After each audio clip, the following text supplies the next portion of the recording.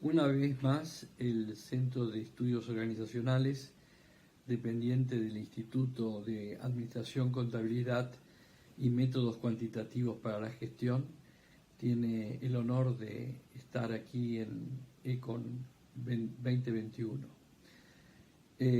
Nosotros, desde la creación de nuestra materia ética de las organizaciones, venimos tratando los temas relacionados con la responsabilidad social, lo que implicó desde mi titularidad estar muy apoyado por dos profesores muy valiosos, el doctor Javier Flax, experto en filosofía del derecho, y el magíster Pablo Hernán Legna, que graduado en Alemania y que realmente con profusos y profundos desarrollos en la materia de la responsabilidad social. Nos ha dado muchas satisfacciones y seguimos lógicamente con esa filosofía trabajando dentro del Centro de Estudios Organizacionales.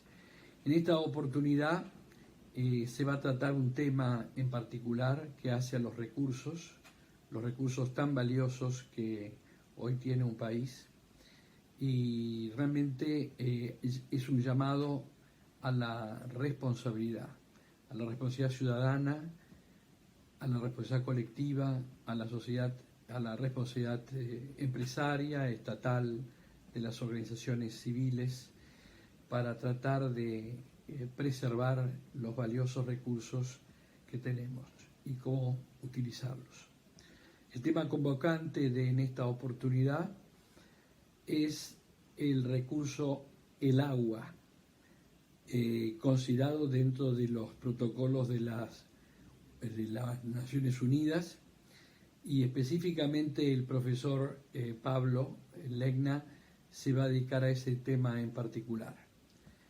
El agua y las Naciones Unidas, las normas especiales y específicamente un punto en particular. Los dejo con él en esta oportunidad y es muy gratificante, repito, estar formando parte del Centro de Estudios Organizacionales y hacer este aporte al Econ 2021. Muchas gracias.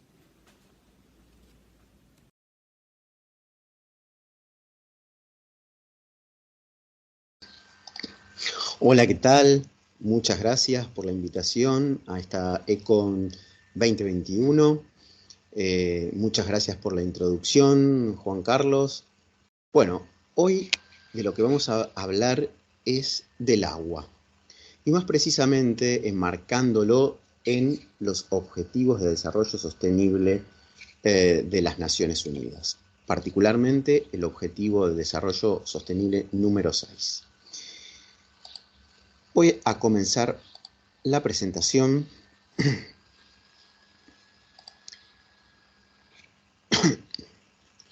y vamos a exponer brevemente cuáles son las problemáticas que encierra el suministro de agua y cómo deberían hacer las empresas, los gobiernos y la sociedad civil para empezar a solucionar este problema que es tan acuciante y que muchas veces queda invisibilizado.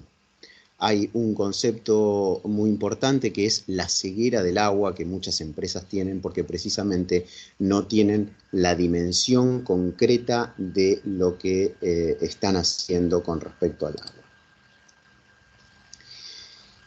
Esto se enmarca en los Objetivos de Desarrollo Sostenible, que es una iniciativa de Naciones Unidas continuadora de los objetivos del milenio, que fueron del 2000 al 2015, y en el 2015 empiezan estos 17 Objetivos de Desarrollo Sostenible que se espera que una buena parte puedan estar siendo cumplidos para el año 2030.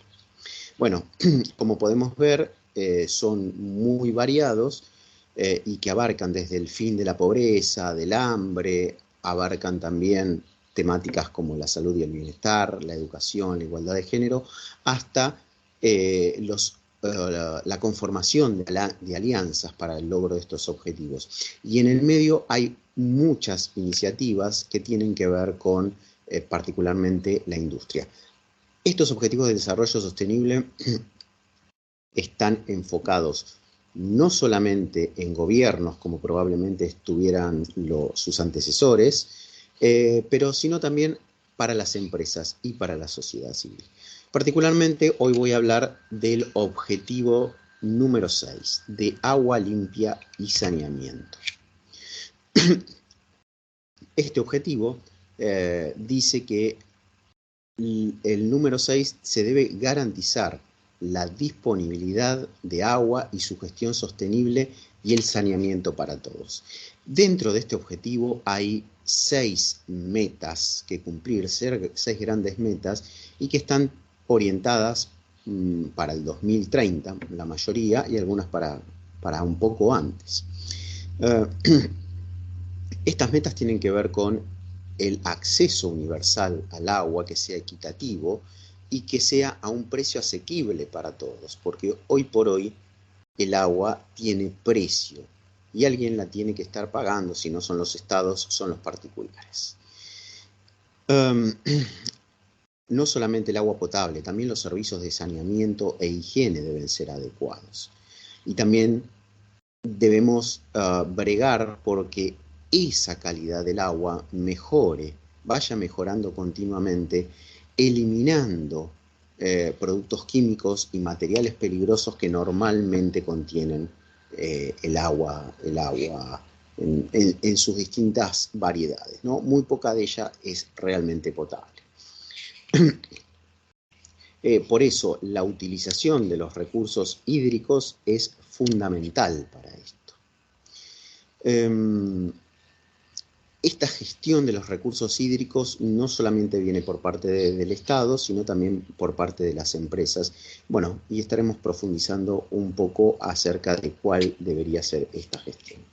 El último de los objetivos, de las metas, tiene que ver con la de proteger y restablecer los ecosistemas relacionados con el agua, que son básicamente los acuíferos, los lagos, los ríos, los humedales, las montañas y los bosques.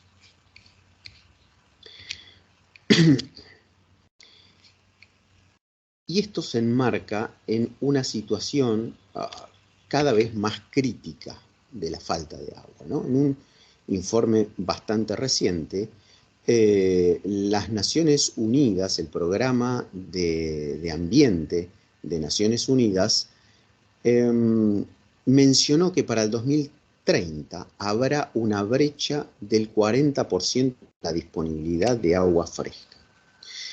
Esto es muchísimo y se acrecienta día a día, y si no hacemos nada para revertir esto, será cada vez peor. Y la peor parte es que muchas veces no sabemos acerca de la problemática del agua, y muchas industrias lo utilizan como si fuera un recurso renovable, inagotable, cuando no lo es.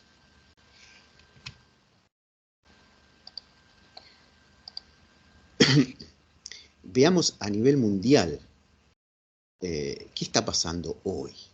Por ejemplo, muchas veces queda invisibilizado ante nuestra mirada, porque nosotros no tenemos más que abrir la canilla y surge agua limpia, potable del grifo. Sin embargo, en otras latitudes hay mujeres y niñas que pasan 200 millones de horas diariamente yendo a recolectar agua. Y pongo especialmente énfasis en que son mujeres y niñas porque son ellas las que llevan a cabo esas tareas. Normalmente los varones o están trabajando o van a la escuela, mientras que las mujeres son quienes se dedican a la recolección del agua. Por lo tanto, agravando aún más la brecha de género, porque obviamente son las que menos educan y por lo tanto tienen menos acceso a trabajos dignos. Por el otro lado, hay 700 millones 785 millones de personas, o sea, 1 de cada 9, que carecen de agua potable. Y 2.000 millones de personas carecen de servicios sanitarios adecuados, o sea, no tienen un baño. Esto agrava muchísimo la situación, ya que, por ejemplo, a nivel sanitario, hay 1 millón de personas que mueren por año por la falta de acceso a agua potable y a la sanitización y a los sistemas sanitarios adecuados. La diarrea es la tercera causa de muerte infantil y esta es provocada mayormente por la falta de agua potable. Si lo ponemos en términos económicos, se pierden 260 billones de dólares debido a la falta de infraestructura básica sanitaria y de agua potable.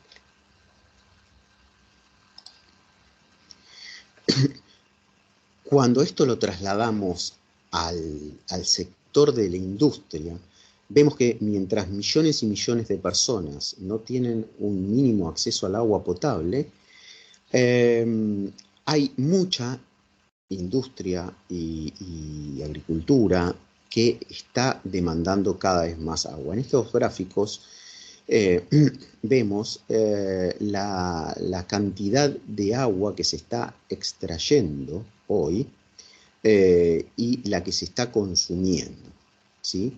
Esto está en millones de metros cúbicos de agua expresado.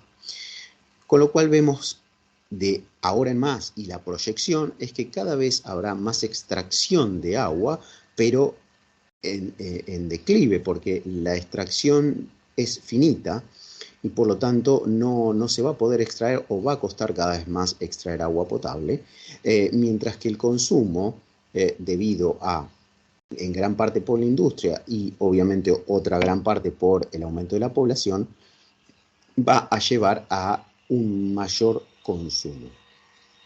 Acá, como pueden ver en estos gráficos, la agricultura es por mucho el principal consumidor de agua, ¿sí?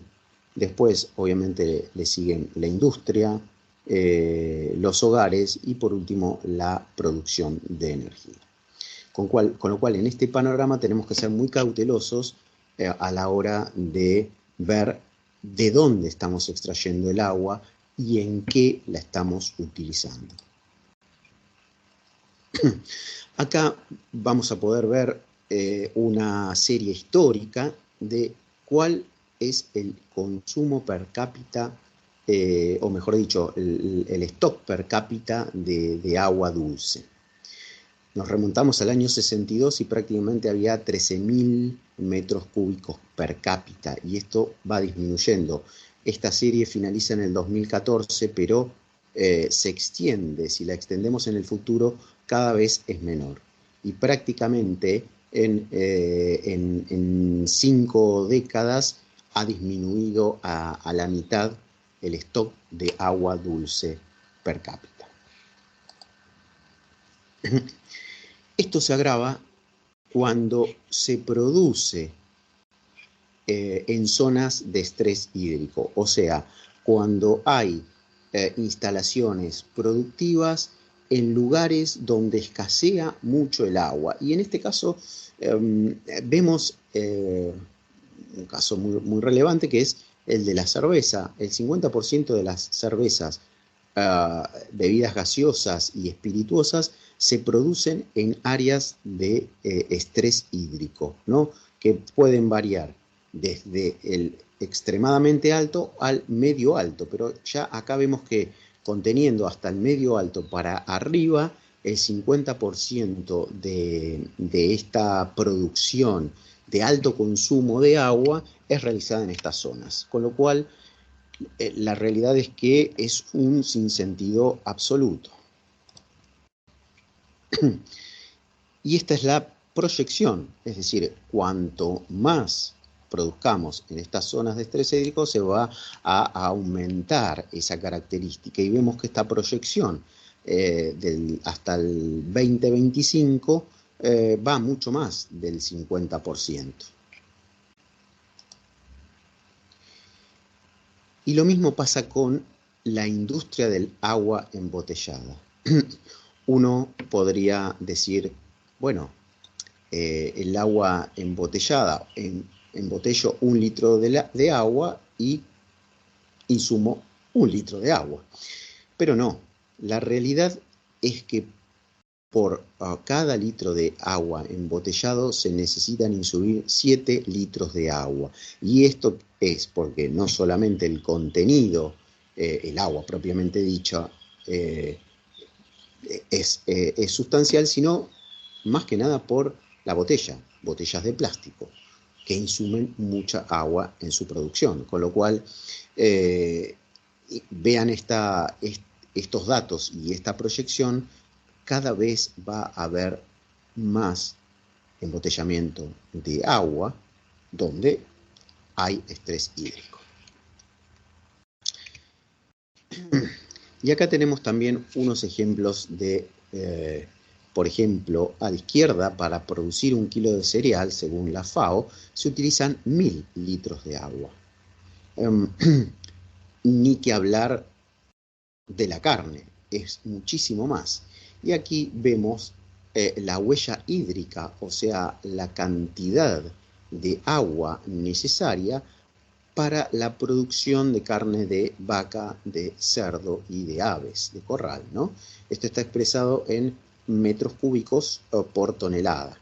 Entonces verán que la vaca es la que lleva la delantera en cuanto a la cantidad de agua utilizada, y luego las aves de corral y el cerdo están en posiciones similares.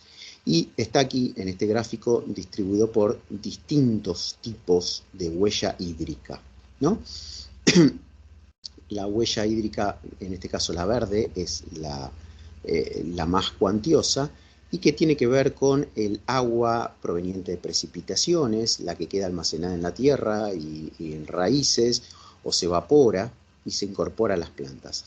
Es el agua que, bueno, en este caso es la más utilizada.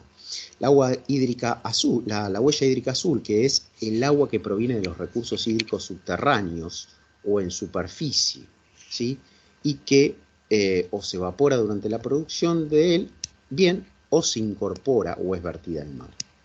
Y luego la huella hídrica gris, que es la cantidad de agua fresca que se requiere para diluir el agua contaminada en el proceso de producción hasta que cumpla los estándares de calidad adecuados para ser vertidos dentro del río o el mar. Con lo cual, por cada tonelada de carne, de estos tipos de carne, estamos utilizando una cuantiosa cantidad de agua. ¿Y qué se puede hacer para mejorar el sistema de gestión empresarial del agua? Y aquí no solamente las empresas deben implementar sistemas más modernos que tengan. Ahora la tecnología permite una utilización de ciertos elementos que antes no eran posibles y que mediante la robotización, la inteligencia artificial, los sistemas de control, se puede hacer un seguimiento mucho más estricto de las cantidades de agua utilizadas y además reducirlas. No, una de las metas fundamentales de sustentabilidad de prácticamente todas las empresas es la reducción de la cantidad de agua, entre otras cosas, ¿no? También la reducción de gases de efecto invernadero, las de vertidos, de emisiones, etc. Pero la de agua, a la cual nos estamos enfocando hoy, es realmente muy sustancial. Para esto debe haber una acción conjunta entre gobiernos, empresas, la sociedad civil, porque de lo contrario va a ser bastante complicado el poder realizarlo. Y acá vamos a ver algunas propuestas que en conjunto con bueno, hay un informe de varias asociaciones, de la ONU, del WaterAid, que habla de cómo debemos mejorar los sistemas de gestión del agua. Y por parte de la empresa, vamos a ver en esta columna que hay tres grandes preguntas, ¿no? El qué, el cómo y el por qué. Y el qué deben hacer las empresas. Primero, entender la problemática de los objetivos corporativos con respecto al ODS número 6. Y abogar por la participación del gobierno y la sociedad civil en la gestión del agua. Y desde ya, en aquellas zonas de mucho estrés hídrico, emprender acciones urgentes, colectivas, para poder disminuir la huella hídrica utilizada en la producción. ¿Cómo se puede hacer? Bueno, desarrollando estándares, que no hay tantos hoy por hoy, y puntos de referencia para el uso sostenible del agua.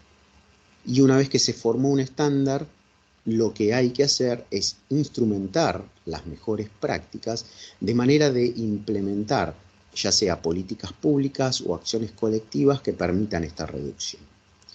¿Y por qué? Porque sin lugar a dudas se debe abordar las causas fundamentales de los riesgos relacionados con el agua. Tener mejores datos e informes de sostenibilidad que muestren con transparencia cuánta es la cantidad de agua utilizada y cuáles son los proyectos de las empresas para reducir la huella hídrica.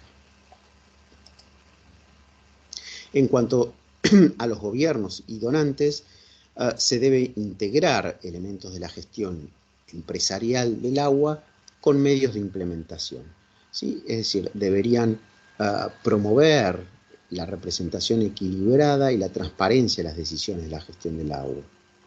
Y también apoyar y tratar de incentivar la financiación para la acción colectiva relacionada con el agua y que englobe el sector público y el privado. ¿Cómo? Bueno, los gobiernos sobre todo deben asegurar que las regulaciones sean sólidas, consistentes y se cumplan para que se comparta el agua más equitativamente. Y también adoptar y tratar de incentivar a las empresas a que adopten un marco de gobernanza de rendición de cuentas para garantizar esta gestión adecuada del agua. Y el porqué es para aprovechar las acciones positivas del sector privado en las áreas de desarrollo de esas capacidades, en la gestión de datos y de análisis en pos de cumplir con el ODS número 6. Y en cuanto a la sociedad civil y la comunidad, ¿qué hay que hacer? Hay que supervisar las prácticas de gestión del agua de las empresas y la implementación de la legislación gubernamental, sobre todo, y ayudar a que sirva para el bien público, ¿sí? Por lo tanto, se debe propiciar a que las empresas y el gobierno rindan cuentas de la mejora en la gestión del agua y utilizar esas relaciones y la influencia para apoyar los resultados positivos de las asociaciones. Esto permitirá una colaboración constructiva entre el sector público, el privado, la sociedad civil, de manera que estos resultados sean más equitativos para todos y que se puedan cumplir, tanto a nivel de empresa como de gobierno, con el ODS número 6 de garantizar el acceso al agua potable y al saneamiento.